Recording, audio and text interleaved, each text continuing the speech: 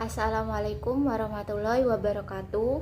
Perkenalkan, nama saya Safira Kamalia Ramadhani dengan NIM 21105030048. Pada kali ini, saya akan mereview kembali materi yang telah disampaikan oleh Bapak Dr. Abdul Wadud Nafis LC.MEI yang berjudul Perkembangan Peradaban Islam pada Pemerintahan Abbasiyah. Yang pertama, bagaimana berdirinya pemerintahan Abbasiyah? Pemerintahan Abbasiyah didirikan oleh Abdullah As-Safa Muhammad bin Ali bin Abdullah bin Al-Abbas, yakni pada tahun 104 sampai 136 Hijriah. Pendirian dinasti ini dilatar belakangi kaum Abbasiyah merasa lebih berhak memimpin umat Islam dibanding Bani Umayyah, karena mereka keturunan Bani Hashim yang secara nasab lebih dekat dengan Nabi Muhammad SAW.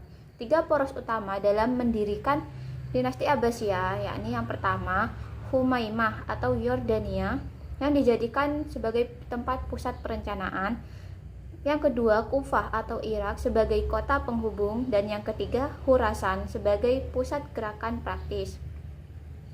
Masa pemerintahan Abul Abbas As-Safa yakni dari 132 Hijriah sampai 136 Hijriah atau 749 Masehi sampai 754 Masehi. Abul Abbas As-Safa adalah khalifah pertama. Ia mendapat gelar As-Safa atau pengalir darah karena ia menjadi pengancam bagi orang yang menentangnya, khususnya Bani Umayyah dan para pengikutnya. Kufah merupakan pusat gerakan Bani Abbasiyah. Selanjutnya, ia meninggalkan Kufah menuju daerah Anbar, sebuah tempat di pinggiran sungai Efrat yang dikenal dengan Hashimiyah, yang dijadikan pusat pemerintahan. Selama kepemimpinannya, ia tidak terlalu fokus menaklukkan daerah lain, karena pertempuran di kawasan Turki dan Asia Tengah terus bergolak. Belum lagi karena kesibukannya mengurus masalah internal untuk menguatkan pilar-pilar negara yang saat ini belum sepenuhnya selesai. Beliau meninggal di kota Hashimiyah karena sakit pada tahun 136 Hijriah yang saat itu usianya baru 33 tahun. Sebelum meninggal, ia menunjuk saudaranya Abu Ja'far Al-Mansur untuk menggantikannya. Selanjutnya masa Abu Ja'far Al-Mansur yakni pada tahun 136 Hijriah sampai 158 Hijriah atau 754 sampai 775 Masehi. Pada tahun 762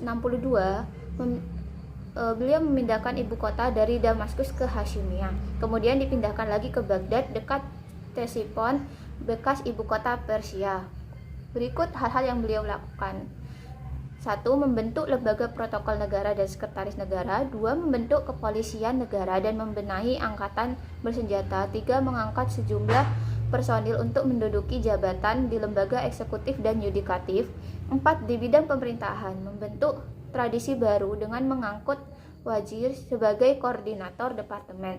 Yang kelima, menunjuk Muhammad bin Abdurrahman sebagai hakim, yang selanjutnya menambah tugas jawatan pos untuk menghimpun seluruh informasi di daerah-daerah, dan yang terakhir menaklukkan kembali daerah-daerah yang melepaskan dari pusat pemerintahan.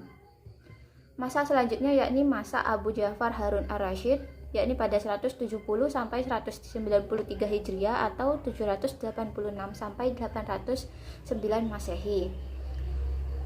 Hal-hal yang dilakukan oleh Abu Ja'far Harun Ar-Rasyid saat memimpin yakni 1. Belusukan. 2. Sangat memperhatikan ilmuwan dan budayawan. Yang ketiga, sangat sulit mencari orang untuk memberi zakat, infak, dan sedekah. Yang keempat, semua masyarakat merasa aman untuk keluar tengah malam. Yang kelima, sangat mementingkan sarana prasarana. Yang keenam, sangat giat menerjemahkan buku-buku asing. Dan yang terakhir, pada masa pemerintahannya, kesejahteraan sosial, kesehatan, pendidikan, ilmu pengetahuan, dan kebudayaan serta kesustraan berada pada masa keemasannya. Pada masa inilah Islam menempatkan dirinya sebagai negara terkuat dan tak tertandingi. Masa selanjutnya Abu Ja'far Abdullah Al-Ma'mum, yakni pada 198 sampai 218 Hijriah atau 813 sampai 833 Masehi.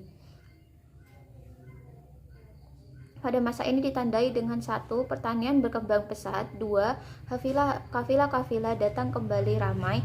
3. Lintas dagang dengan Tiongkok melalui dataran tinggi Pamir dan jalur laut dari Teluk Persia kembali ramai. Yang selanjutnya menyediakan dorongan kuat kepada pengetahuan ilmu kedokteran, matematika, dan filsafat.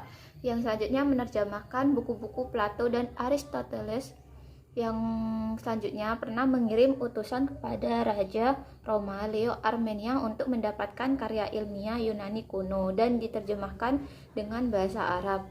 Dan yang terakhir, wilayah Islam terus bertumbuh.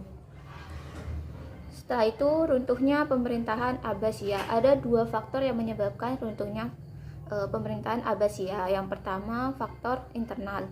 Di faktor internal ini dikarenakan yang pertama, 1. Mayoritas Khalifah Abbasiyah periode akhir lebih mementingkan urusan pribadi dan melalaikan tugas dan kewajiban mereka terhadap negara. 2. Luasnya wilayah kekuasaan kerajaan Abbasiyah, sementara komunikasi pusat dengan daerah sulit dilakukan. Yang ketiga, permusuhan antar kelompok suku dan kelompok agama. Yang keempat, merajalelanya korupsi di kalangan pejabat kerajaan. Dan yang terakhir, karena semakin kuatnya pengaruh keturunan Turki mengakibatkan kelompok Arab dan Persia menaruh kecemburuan atas posisi mereka. Faktor selanjutnya yakni faktor eksternal, di mana dikarenakan 1. Perang salib yang berlangsung beberapa gelombang dan menelan banyak korban. 2. Penyerbuan tentara Mongol di bawah pimpinan Hulagu Khan yang menghancurkan Baghdad. Jatuhnya Baghdad oleh Hulagu Khan menandai berakhirnya kerajaan Abbasiyah. Dan yang terakhir karena munculnya kerajaan Safawiyah di Iran, kerajaan Utsmani di Turki, dan kerajaan Mughal di India. Itu saja yang dapat saya sampaikan, kurang lebihnya mohon maaf. Wassalamualaikum warahmatullahi wabarakatuh.